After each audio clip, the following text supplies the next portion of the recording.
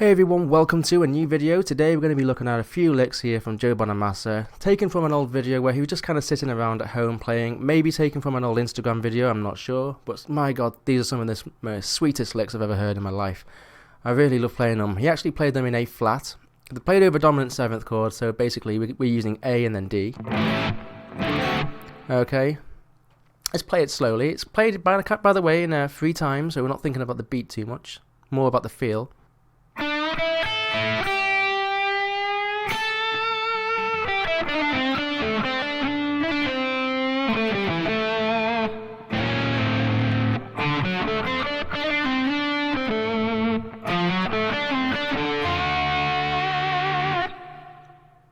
Whew. I'm sweating from playing those. Anyway, and by the way, my tone, not really a perfect Bonamassa tone or anything. I didn't really change the sound of my amp too much. But what I've done, I've used the middle pickup here, so we've got both the pickups on. I've toned off, or I should say I've turned down the volume quite a bit on my neck pickup. You get more of a bit of a nasal sound that way. Slightly out of phase sounding, but not really out of phase. And then I've also taken down the tone as well to give that softer sound, more of a woman tone from, Clapton type thing. But it's not perfect, of course. Anyway, let's get into the actual licks. So we're going to start off with this. Okay, so start this off. We're going to be bending up the 7th fret of the G, full tone, and then we're going to go 5, 5, 5 on the B, high E and B, barring this first finger, okay? Then we'll play this gradual bend on the 8th fret of the B, and then finish it off with some vibrato on the 5th fret of the high E, okay? So you might want to practice that vibrato where pushing up on the high E, and you might even want to put your thumb over the B string to stop it ringing out any, unwanted noise. So that's the first part. Next part sounds like this. Okay. We're going to be playing 8, 5, down up here, and then downstroke on the 7th fret of the G, slide into the 8th, back to the 7th, very quick, then pull off to the 5th and add a bit of blues curl, not too much though, and then 7, 7 on the G and the D, okay, up and downstroke, okay, and then we're going to go, okay. So that's going to be hammer on from the 5th to the 7th on the G, and then slide from the 5th to the 7th right after it, okay? And then hammer on to the 9th, back off to the 7th, okay? And then we'll play this little blues curl on the 10th fret of the D, okay? Then we're going to go, which is 7 on the D, 10, 7 on the A, and then 7 on the D with some vibrato, okay? I kind of go up, down, up. No, up, down, of course. Don't know why I thought I might have done an upstroke at the end, but you can do. Like that. Then the next part we're playing here. Okay? We're actually implying a D7 chord here, a dominant 7th chord, but we're sliding in a semitone above and then back down into the chord, okay? But we play it in kind of a strange way. What Joe was doing here, on the bottom we're actually going to end up playing the 5th of the chord as a bass note, and then we'll play the 7th, a flat 7 here on the 5th fret.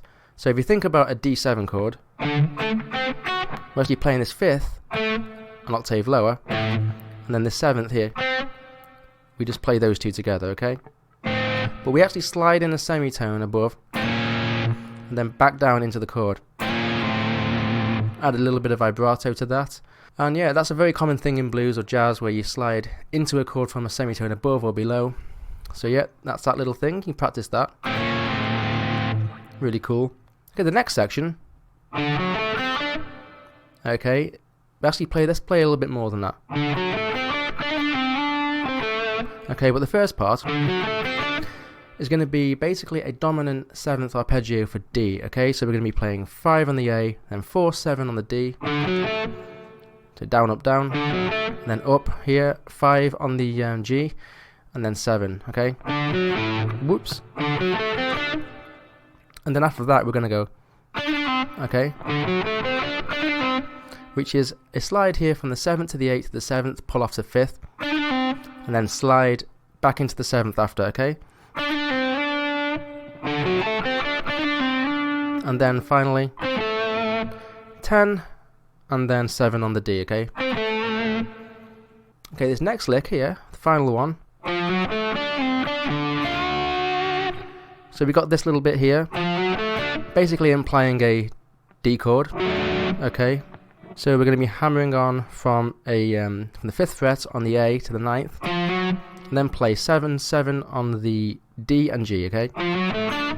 Then slide that 7th to the A, so the A to the 5th on the G, and then hammer back onto the 7th on the G, okay?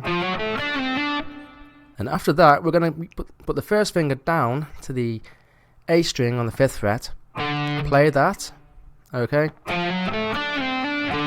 So you might want to practice this lick. It's a few kind of weird movements, I suppose. I'm just wondering whether I actually pick that note there. I think I might do that instead without hammering on. So you can play it either way. But then we play the 5th fret of the A, and then we have this note here, which is the 6th fret of the B. But then we bend that up a semitone, only bending the B string, but whilst maintaining the note of the 5th on the A string, okay? Get that? So now we're playing that of the D7, okay? And then we apply some vibrato to that B string, okay? That might be hard to do. Sounds kind of like a slide guitar, I guess. It's just a Joe Bonamassa little thing that he does a lot, you know? Kind of very cool sound. But yeah, that's how he ends it.